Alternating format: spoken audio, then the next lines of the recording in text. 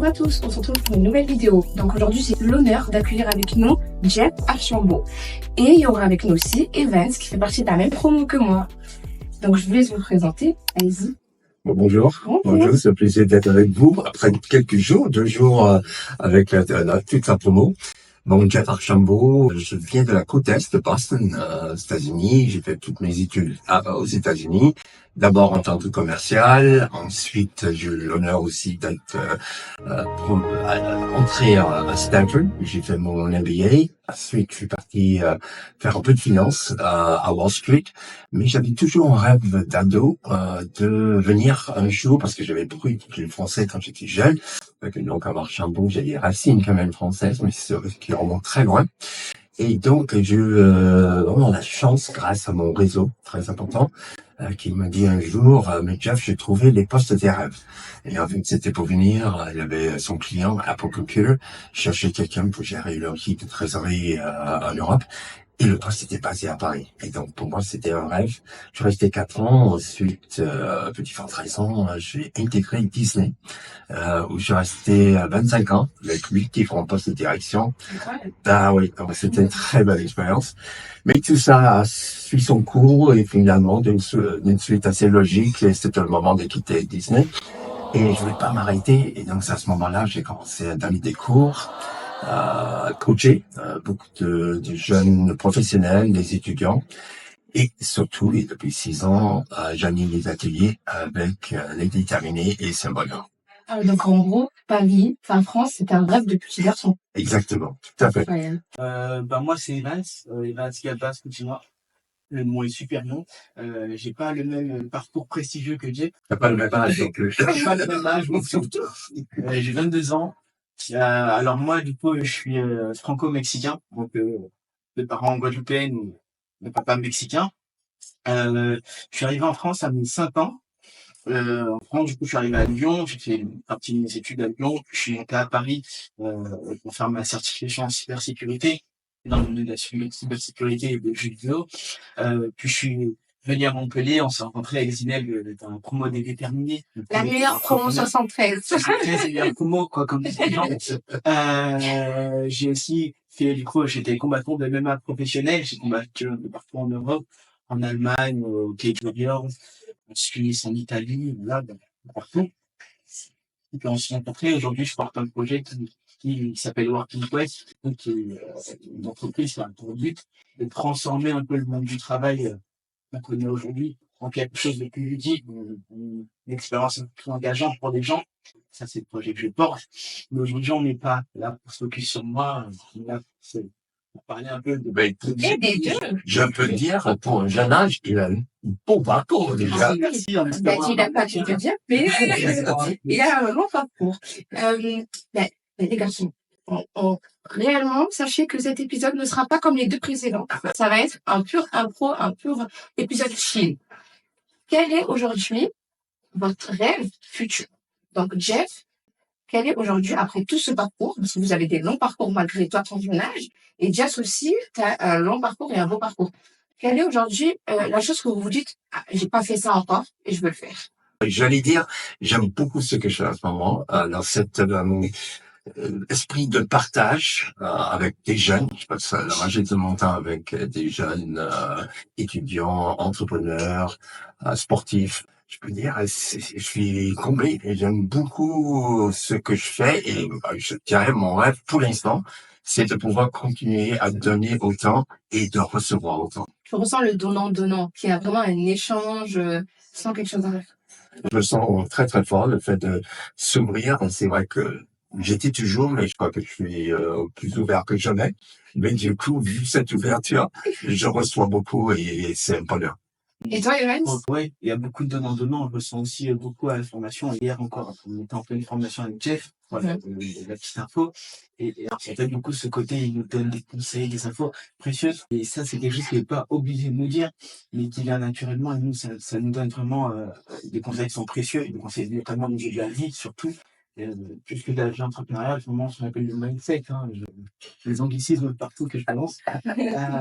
Et du coup, pour revenir sur ce que tu me disais, où je me vois plus tard, dans le futur, Riche et femme, j'espère. Je le souhaite. Déjà, humainement, c'est sûr. Humainement, merci, ça me touche. J'espère être riche humainement. Ce que je veux faire, ce que j'ai toujours voulu faire, c'est voyager. Donc là où je me verrais, ce serait partout dans le monde. Je vais quand même.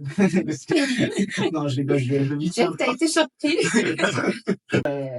non, du coup, visiter un peu partout dans le monde et m'enrichir humainement. Parce que moi, c'est quelque chose que j'adore, apprendre des gens, en savoir toujours un peu plus.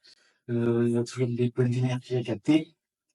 Et voilà, c'est grosso modo ce que je voudrais faire. Évidemment, développer les entreprises futures, mais c'est ça, j'espère que ça arrivera. Donc, j'en parle pas comme du futur, j'en parle comme quelque chose de présent. Mais toi, Zineb, vraie question. Ah. Alors, réellement, cet épisode ne sera pas comme les autres. Donc, quelle est la question? Dis-moi. Où tu le vois plus tard, qu'est-ce que tu aimerais faire? Où je me vois plus tard? Je me vois déjà avoir accompli déjà un de mes rêves que je suis en train de créer là. Donc, que vous saurez très prochainement. Mais pour faire une petite parenthèse, j'aimerais créer donc ma marque de prêt-à-porter. Je me vois avoir aussi voyagé. Je veux beaucoup voyager. Déjà, juste là, pendant la promo, on est 5 filles. On prend la voiture, on road trip, on fait le tour, on va partout. Et j'aimerais rendre fière. J'aimerais moi me rendre fière et rendre fière aussi mes parents. Leur rendre surtout la monnaie de la pièce, même si je pourrais pas leur rendre tout ce qu'ils ont pu faire pour nous, mais à mon échelle. À mon échelle, avoir plusieurs business. Parce que moi, je me dis, je me limite pas juste au prêt-à-porter. J'aime bien apprendre. J'aimerais faire lever ma chaîne YouTube avec mon équipe de choc, rencontrer vraiment plusieurs personnes différentes parce que ça m'apporte beaucoup le fait d'interroger différentes personnes et de savoir en fait comment ils pensent, qu'est-ce qu'ils ont vécu, par où ils sont passés. Et voilà. À toi de poser une question, Alex. Moi, je pose une question. Ce que j'aimerais te demander, c'est toi, je sais que t'as voyagé, t'as vu du monde. Jeff, t'as eu la chance de voir du monde. Est-ce qu'il y a un endroit qui te tient plus à cœur qu'un autre? Est-ce qu'il y a un endroit où tu te sens plus chez toi, hors France? Parce que je parle pas de Paris. Je sais que Paris était très bien chez toi, Ouais, très c'est d'accord de bien. Paris. Toi, tu peux nous raconter un peu ce que tu vis à Paris, ce que tu as vécu. Parce qu'il y a une petite anecdote, je ne dis pas, mais on verra ça peut-être après Que encore. vous saurez. Ah bon? Ouais. T'as plusieurs anecdotes. T'as plusieurs Même anecdotes. une à Toulouse. Il y a plein d'anecdotes. Donc voilà, où est-ce que tu te sens le plus chez toi? Ça, j'aimerais savoir. Et Zineb, toi aussi. Et toi aussi. Bon, c'est pas pour faire genre, mais je sais quand je vais dans une nouvelle ville, de m'intégrer, de rencontrer des gens. Ça peut être même quand je dîne seul, de parler avec le serveur, ou rencontrer quelqu'un dans un contexte, et vite sentir chez moi. J'aime pas être dans une ville que je connais pas et me sentir trop longtemps étranger à la ville. Parce qu'il y a un endroit. Bon, c'est vrai que il y a quelques villes que j'aime beaucoup. Il faut que je fasse Montpellier, hein. Parce que sinon, on va s'ennuyer. J'aime beaucoup Montpellier. J'aime le soleil. Bon, il manquait un petit peu l'autre jour, mais on se rattrape. Bon, et puis que j'ai visité, certaines qui m'ont beaucoup marqué, l'Afrique du Sud. J'ai adoré l'histoire, le mélange culturel, la nature qui est absolument magnifique et voilà, forme. J'ai beaucoup aimé aussi le Costa Rica. Mais mention, je dirais, tout spéciale pour la Colombie. Parce que c'est pas pour te faire plaisir, mais c'est parce qu'on a adopté nos 2 enfants de la Colombie. Et donc, c'est un pays où que j'ai visité beaucoup, une dizaine de fois. Et pour être inclusif, c'est vrai que l'autre pays où j'ai visité, encore la France, beaucoup de fois, c'est le Maroc. Je t'ai pas dit ça, mais en fait, c'est j'ai beaucoup voyagé au Maroc, notamment le désert, Marrakech, Ouarzazate. Et quelle était ta ville préférée au Maroc? Qui m'a marqué, Qui t'a marqué? c'est là où j'ai passé plus de temps, c'est Marrakech. C'est peut-être un peu trop caricature, mais c'est fascinant. J'ai allé deux fois, je crois, à Zagora, aux portes du désert. Ça, c'était ça. Et on a connu le désert. C'est ça. Je suis marocaine et je suis même pas encore allée à Zagora. Il est allé avant moi. C'est magnifique. Ouais, c'est très pas beau. D'abord, Zineb, réponds. Je réponds. Moi, une ville ou un pays Hey, où je me sens bien, c'est ça, tant que c'est pas la France. sans mentir, c'est le Maroc. Quand je vais au Maroc, je me sens hyper apaisée. Je me sens en fait, j'aime beaucoup la culture du Maroc, j'aime beaucoup les traditions du Maroc. Donc quand j'y vais, vraiment, je me sens chez moi. C'est comme quand, je sais pas, je me sens bien. J'aime bien parler en arabe. En plus, j'aime beaucoup parler en Tu arabe. parles, ouais, Oui, couramment. oui, je parle couramment. Donc, quand je suis là-bas, en fait, je sais que c'est directement, ça va être ça. Donc, c'est pour ça que je me sens hyper apaisée. Mais je sais que je veux faire le tour du monde. J'aimerais beaucoup, j'aime bien parler anglais. But, speak English a little.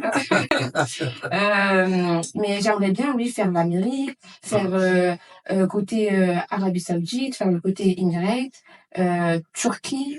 J'aimerais bien en fait faire vraiment le tour. Je suis quelqu'un, j'aime bien découvrir et apprendre, donc ça me dérangerait même pas de faire le tour. Et toi, Evans? Moi, je suis un peu comme toi, je pense qu'on se sent jamais mieux que chez soi. Du coup, moi, je me sens bien, c'est chez mon père qui m'a rejoint là. C'est au Mexique, à Tijuana. C'est une ville que les gens évitent en général. Mais moi, Tijuana? Tijuana. Et en plus, moi, c'est Tijuana. Et dans Tijuana, c'est à Tijuana. Donc, c'est Tijuana de Tijuana. Ok. Et c'est une ville que moi, j'adore. Parce qu'en fait, la vie, elle est un peu différente de ce qu'on a en France. Un peu différente de ce qu'on a partout, d'ailleurs. Que le système social, économique est très différent.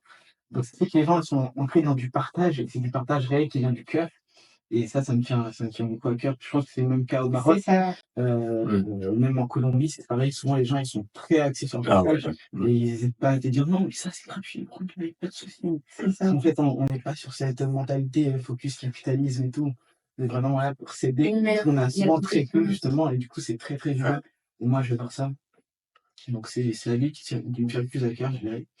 Et voilà, pas te poser des questions. Ah, moi. Bah, viens, Ouais, est-ce que tu aurais une question? t'as des questions à me Pour, poser? pour vous, comment vous êtes arrivé au déterminé? Qu'est-ce qui a motivé cette démarche pour La question est magnifique. Réellement. Magnifique, c'est top. Tu laisses commencer. Qu'est-ce qui a motivé cette démarche? L'envie de faire quelque chose qui me plaise. Parce qu'il faut savoir que moi, j'ai fait pas mal de taf. J'ai fait pas mal de taf. J'ai commencé, à quel âge encore? j'ai 22 On ans. a eu J'ai commencé, J'ai l'impression qu'en plus je parle avec quelqu'un qui a au moins 20 ans de plus. j'ai fait beaucoup de taf. J'ai commencé, j'ai fait j'ai fait des boîtes très françaises comme des boîtes américaines, etc. Et j'ai pas aimé. J'ai détesté ça. En fait, moi, je me suis rendu compte très vite que j'aimais travailler pour moi-même, pour ce qui me plaisait et pour les valeurs que je portais de moi. Donc, c'est pour ça que j'ai décidé d'ouvrir une première boîte. C'est de prendre soin de ma peau, je sais pas si ça se voit. Et du coup, j'ai Ouais. ouvert une première boîte qui s'appelle Boseok. Et du coup, on vendait des produits beauté coréens. Et après ça, je me suis dit, j'ai envie de faire quelque chose dans la tech. Parce que moi, je suis très tech, hein, j'ai dit tout à l'heure. Et on se baladait à Polygone, un pur hasard. On rencontre une Française que j'adore qui s'appelle Razika. Razika, elle m'a dit ah, mais vous avez une boîte et tout, vous voulez pas faire des déterminés, c'est gratuit. Je lui dis non, c'est pas gratuit, c'est quoi, il n'y a rien de gratuit. Moi, j'étais parti du principe qu'elle voulait m'arnaquer, tu vois. Et elle m'a dit non, non, je t'assure, c'est gratuit. Viens, viens, essayer, tu vas voir, tu vas adorer. Je suis venu, j'ai adoré. Et du coup, depuis je suis là avec Zineb, chaque jour, qui me casse les pieds. On est vraiment les twins, les jumeaux. Attention. Donc, comment j'en suis arrivée à là, les déterminée. Ouais. Moi, il faut savoir que l'année dernière, donc un an en arrière, j'ai participé au déterminé. Mais j'ai pas été prise. Ma motivation ne s'est pas arrêtée là. Il faut savoir que je suis quelqu'un de très optimiste. Je me suis dit que j'allais revenir coûte que coûte. Et cette année m'a permis en fait d'encore plus travailler sur moi-même et d'encore plus me battre. Moi, il faut savoir que j'aime pas du tout, j'ai jamais aimé, je sais pas, c'est comme ça, mais j'ai jamais aimé le salariat. Jamais aimé. Mais j'étais obligée de travailler, j'étais obligée pendant mon alternance de trouver une entreprise. Tout ce que je choisissais, il fallait que ça me plaise. Donc, j'ai travaillé dans le prêt-à-porter parce que ça me passionnait, dans plusieurs groupes. Et cette année, je vois l'annonce sur le poste des déterminés, je vois l'annonce. Je me suis dit, je postule pas, je postule pas. Après, j'ai parlé avec un ancien déterminé, mon réalisateur m'a dit, tu vas y participer? J'ai dit, non, j'attends encore un an, c'est trop tôt. Il m'a dit, mais si, participe. Et toute la nuit, j'ai cogité. J'ai participé. Par pur hasard, je tombe malade. Donc, mon rendez-vous, pour moi, c'est bon, il était parti au flop. Jusqu'à que je reçois un message de notre coordinatrice qui me dit ah mais non, non, non, tu auras une vision mercredi, voilà, sois connecté et tout. Donc je me suis dit, c'est réellement le destin. Et j'ai participé et je suis là. Et on est ambitieux avec Evans, avec Camille qui est derrière la caméra, avec toute ma promo, on est là, on se bat tous les jours. Et en fait, c'est tous les déterminés de France. On est tous là pour un objectif, pour un rêve. On est comme une famille et on se bat pour atteindre nos objectifs. Bon, on commence souvent dans les promos, mais c'est une très belle promo, hein, la promo 73. Ah, merci. Vous avez entendu Jeff C'est lui qui l'a dit, vice-président du CIF, te dit que c'est la meilleure promo. Non, j'ai pas dit la promo, hein. J'ai fait c'est une très belle promo. Voilà, on va revenir un peu sur toi, Jeff. Ah. Jeff, raconte-nous un peu comment tu es arrivé à rentrer chez les déterminés. Bah, c'est une histoire de réseau, encore une fois. Un peu le personal pitch, comment on se présente. J'étais en salle de sport. J'ai décidé à 12 ans qu'il fallait que le corps se remette à peu près en état. Et j'ai rencontré, bon, comme vous sentez, vous commencez à me connaître maintenant, je suis ouvert. Et j'ai rencontré un grand gars, presque 2 mètres, basketteur, solide, et avec une très bonne surveillance, sénégalais. Elle est venue, Boba est venu me voir en disant, mais Jeff, peut-être on pourrait s'entraîner ensemble. Et je regarde le gars, je dis, oui, ça serait grand plaisir, mais j'ai le doute qu'on va pousser le même poids, hein. Mais c'était pas grave, on commence à se connaître. Et il m'a dit, mais Jeff, écoute, dans mon réseau, il y a quelqu'un qui a créé une association qui accompagne des jeunes entrepreneurs, surtout des quartiers, mais pas uniquement. Et je crois qu'il sera très content de faire ta connaissance. J'ai dit, bah oui, moi je suis toujours ouvert. Donc j'ai rencontré Moussa Camara, grâce à ça. J'ai rentré, j'ai donné une première conférence qui s'est plutôt bien passée. Pardon, en tout cas, c'est parce que ils m'ont proposé après d'animer des ateliers d'une façon régulière. J'ai vraiment la chance d'avoir rencontré presque tout. Il y a 3 ou 4 que j'ai pas pu pour des questions de timing. Parce que tous les promos, depuis la promo 9, et nous, on est déjà à la promo 73. Ça fait quelques kilomètres et quelques belles rencontres. Mais que dire, on se trouve avec Jeff. Oh non, mais que dire. Et il faut savoir, en plus, ça c'est vraiment une parenthèse. Jeff, c'est quelqu'un de très humble, très modeste. Vous le voyez dehors, vous allez même pas savoir qu'il a tout ce palais, tout ce parcours. Non, mais réellement, c'est ce qu'on disait, c'est un ami hier. Ça répète tout le temps. C'est magnifique, c'est magnifique. Pas de raison de prendre la grosse tête, hein. Vraiment.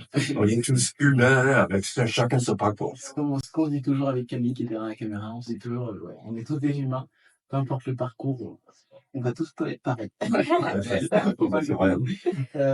Du coup, moi, ce que je te propose, Nef, c'est qu'on change tout et qu'on passe à un petit jeu.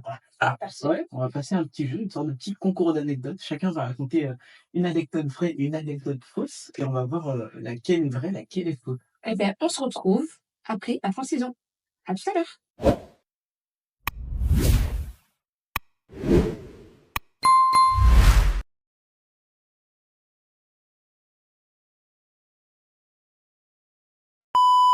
Donc maintenant, on reprend pour la deuxième partie. Donc ça va être un jeu d'anecdotes que je vais laisser Evans animer. Let's go. Alors super, nous ce qu'on va faire, c'est qu'on va raconter une anecdote vraie, hein, purement véridique, et un truc faux. Vous sortez de votre imagination. Moi j'ai putain, je vous cache pas.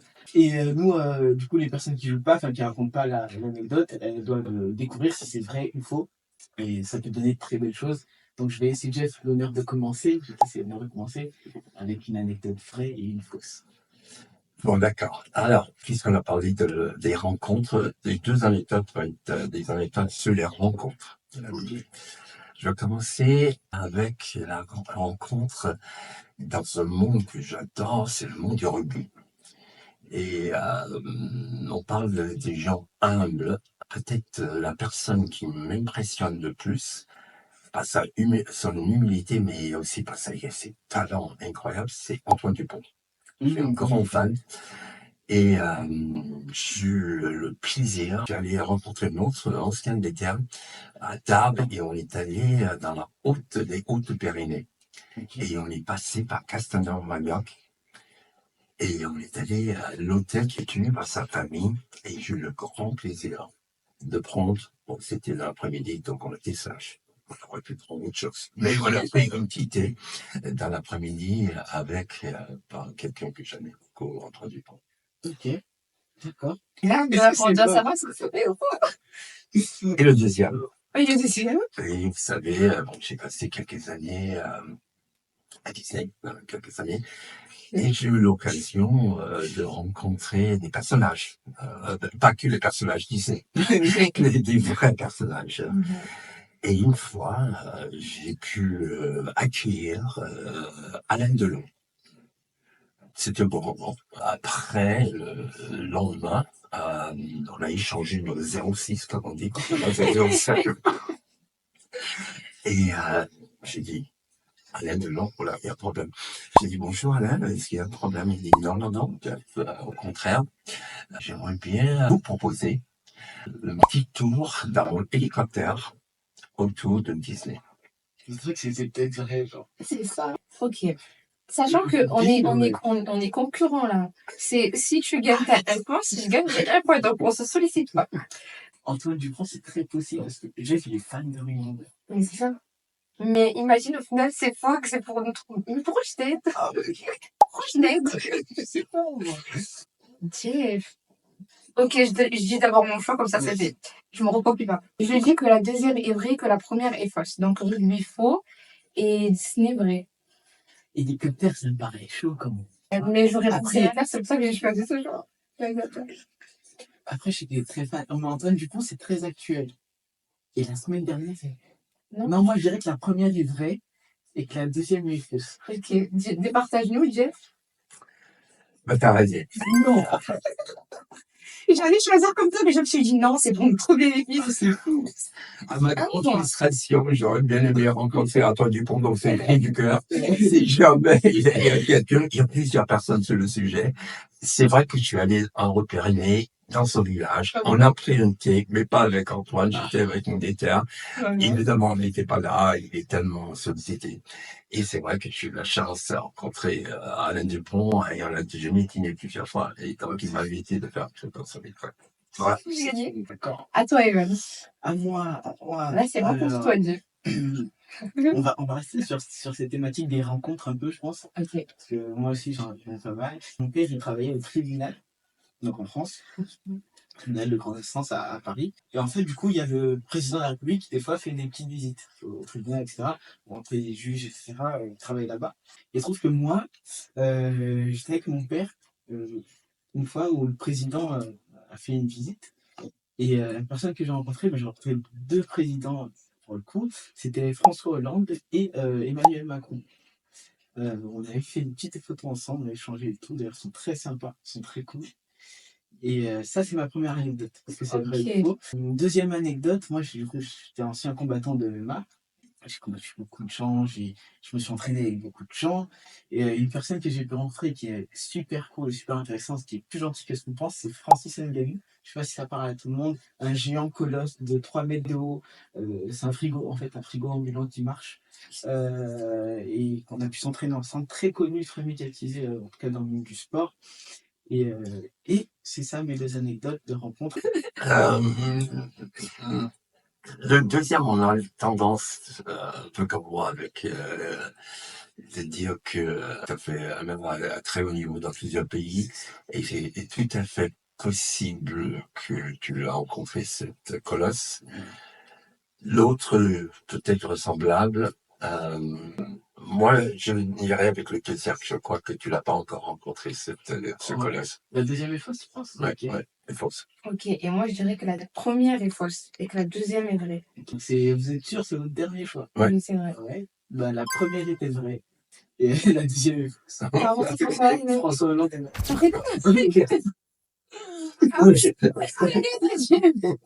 qu'ils sont hyper accessibles aussi, ils sont hyper abordables, ils sont super cool. À moi. Ok, c'est parti. On reste toujours dans la rencontre. Comme tu veux. Donc la première, c'est donc comme vous pouvez savoir, la semaine dernière, on est parti à Ancrage. Donc Ancrage, c'était un événement fait par Moussa Camara à Lille. Et donc j'ai pu rencontrer des créatrices de prêt-à-porter. Et parmi ces créatrices-là, j'ai pu voir Leila Hidewi, donc une grande créatrice du Maroc. Ça, c'est pour la première anecdote. Deuxième anecdote, c'est étant petite, avec l'école, j'ai rencontré Philippe Conticini. Quelle est la vraie? Quelle est la fausse? T'es vraiment allé, c'est ça qui... Oui. Bah, c'est ça qui rend vraisemblable, mais du coup, j'y crois pas. Je dirais que la première est fausse. Toi, tu dirais que la première est fausse, la deuxième est vraie. Et toi? Non, je te connais trop bien. Tu m'aurais dit, si t'aurais rencontré une grande créatrice, tu m'aurais dit. Ah ben, j'en ai rencontré. Ouais, t'en as rencontré, mais si C'est pas c'est facile, celle que tu là. m'as dit, tu m'aurais dit. J'ai mis des photos en Non, plus. tu m'aurais dit. J'ai mis des photos, tu les connais, oui. Oui, tant tu m'aurais dit, parce que je sais qu'elle a rencontré une Zineb, je sais qu'elle a rencontré une autre Zineb, mais Quelle non, est la vraie? Quelle est la la fausse? deuxième est vraie, la première est fausse. Toi, tu recopies Jeff. Je suis sûr. La deuxième est vraie. La première est fausse. Ah oui. Après, j'ai Bah, c'est ça que je dis. oui, oui, t'as raison. Et lui Ouais. aussi, il a fait comme toi. Donc, lui, étant petit, j'ai rencontré avec l'école Philippe Conticini. J'ai même rencontré Mercotte. C'est vrai. Bon, bah, J'ai aimé le jeu. c'était très sympa. Trop bien. Bon jeu. Merci. On va Merci à finir vous. par contre avec une dernière anecdote. Oula. Là, c'est Jeff. Ouf. Je veux que tu leur racontes l'anecdote de Toulouse. Et on va finir en beauté comme ça parce que j'ai aimé cette anecdote. Bon, la première fois que je sortais de la région parisienne avec les déterminés, c'était à Toulouse. Et j'étais très content. Comme vous savez, le rouge toulousain, je suis très fan de rugby. Bon, bref, j'arrive et j'expliquais à notre promo que j'aimais bien la ville, mais que je la connaissais pas. Il m'a dit, mais déjà ce soir, on va faire un petit tour, comme ça, on peut vous présenter Toulouse. Je dis, la seule chose, j'aimerais bien pouvoir toucher un peu le monde du rugby. Il a dit, mais c'est un jeudi soir, je sais pas ce qu'on va faire pour le jeudi soir. Je dis, au minimum, on peut aller dans un bar rugby, voir les photos, sortir. Et moi, mettre là debout, il m'a dit, Jeff, deux challenges. D'abord, dans le quartier, c'est pas tellement rugby, on est beaucoup plus foot. Et deuxièmement, les seuls bars que je fréquente, c'est plutôt les bars à chicha. Et je ne crois pas qu'on va toucher le monde de rugby. J'ai dit, non, mon ami, non. Bon, c'est pas grave, on fera un petit tour, déjà rencontrer tout le monde. Bon, on passe, je vois un stade. Et j'ai dit, maman, elle m'a dit, c'est quoi ce stade? Oh, c'est le stade toulousain. C'est vrai. On va aller dans le parking, on prend une photo de toi devant le stade, on arrive, 200 voitures dans le parking.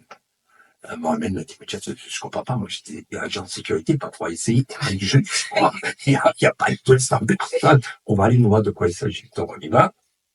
C'était un entraînement commenté avec tous les joueurs sur le terrain. J'étais déjà aux anges, j'avais du monde aussi dans les gradins. Et 5-10 minutes après, Mohamed me dit, Jeff, viens ici. La personne qui vient de rentrer, c'est Didier Lacroix, le président de Stade Toulousain. Qu'est-ce qu'on fait? J'ai dit, ben, on a parlé cet après-midi du personal pitch, comme quoi il faut aller vers les géants spontanément, gentiment, etc. Bonjour, je m'appelle Mohamed, je viens d'Érigny, quartier, et j'ai un projet entrepreneurial, et je fais partie d'un groupe qui s'appelle Déterminé. Et je dis, oui, quand j'ai eu le temps de passer dans le stade pour la première fois, j'anime des ateliers avec des jeunes comme Mohamed. Ils me disent ça. J'ai tout compris. Et, tu as compris quoi? J'ai tout compris. C'est vrai qu'on ne fait pas assez avec les quartiers. On fait un peu, déjà, mais on pourra faire beaucoup plus. Ce que je vous propose, lundi matin, je vous mets en relation avec mon responsable de la RSE et on va voir comment on peut faire quelque chose ensemble, de façon partenariale. Moi-même, on regarde et bon, ça va vite, hein. C'est pas vite. Mais moi, je voulais aller un peu plus loin. Donc, j'ai dit, monsieur Lacroix, comment vont les 2 joueurs qui ont été blessés le week-end dernier? Il a dit, évidemment, je peux vous répondre, je connais bien mes joueurs, mais encore mieux, vous voyez ces gens-là, c'est tous nos partenaires du Stade Toulousain. Il y a Airbus, il y a Capgemini, il y a Peugeot, il y en a d'autres aussi. Dans 10 minutes, un quart d'heure, je fais un petit discours avant notre soirée partenariat. Et venez avec moi, vous êtes mes invités. Voilà, moi qui rêvais de toucher le monde du rugby, j'ai invité maintenant pas le président de Stade Toulousain, on peut pas faire mieux. Et on est allé rencontrer des gens, on a vu le bouclier de Brennus, qui est le trophée. Bon, ça se passe bien. Et à la fin, un de ses collègues vient nous voir, dit, vous restez dîner avec nous. J'étais à moi avec mon meuf. On n'a pas poussé trop loin déjà. On est ici, on prend le code, etc. Donc, je crois qu'on va le remercier en disant qu'on avait bien prévu. Et donc, on est parti à un bar à chicha. Tout va terminer. La morale de tout ça, c'est qu'il fallait être audacieux et au final, ça vous a permis même de rentrer. Exactement. Mais c'est magnifique. Ben, merci beaucoup, Jeff. C'était plaisir. C'était vraiment, c'est un honneur pour nous. C'est un honneur pour nous qu'on passe avec nous dans la chaîne et dans le concept Zina Talk Show. Et on a aimé écouter ta manière de penser, ton parcours surtout. Et on espère te revoir. Moi, j'espère aussi. C'est partie du même réseau, comme j'ai dit. C'est ça. J'espère très, très vite. C'était un bonheur. Ben, je te laisse dire un dernier mot à la caméra. Eva, c'est pareil. Bon, je crois le mot de fin, c'est oser s'ouvrir vers l'autre. On découvre des très belles personnalités, souvent comme tu disais avant, qu'on ne sait même pas on peut les croiser et après on découvre de très belles personnalités. Donc le réseau et s'ouvrir. Merci à toi, Evans. Moi, ce que j'aimerais dire à la caméra, c'est déjà merci à vous deux. Merci à toi. Merci aussi à Camille qui filme et qu'on voit pas. Et merci à Lanka de nous accueillir. Ils nous ont mis un super beau cadre. Ça change des autres vidéos. Je sais pas si vous avez remarqué, mais du coup, c'est incroyable. On a eu des boissons. Oui, tout est parfait. Et donc, merci, vraiment merci à eux. Et comme a dit Jeff, croyez en vous, croyez en vos rêves, croyez en ce que vous avez dans la tête parce qu'un jour ça paiera. Il faut rien lâcher, il faut persévérer. Et, persévérer, c'est la clé de tout. Donc, Merci beaucoup. Merci à Lanka, merci à Camille qui est derrière, bien évidemment. Merci à toi, Evans, merci à toi, Jeff. Et on se retrouve pour la prochaine fois pour un nouvel épisode avec un nouvel invité. Au revoir.